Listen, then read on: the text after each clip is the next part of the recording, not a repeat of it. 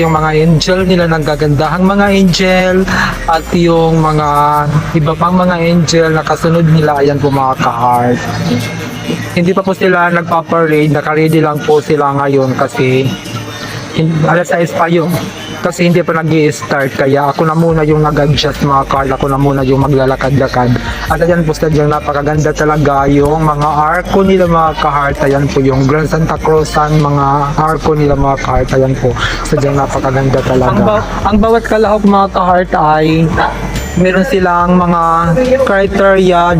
Ang mananalo dito ay ang yung Best in Lantern, Best Barangay Discipline, tapos Best in Arc sa gala, tapos Best in Rena Elena. Kaya marami talagang nagagandahan dito mga kasaka. Yung mga arc talaga nila dito ay maganda, kaya marami talagang mananalo dito. At saka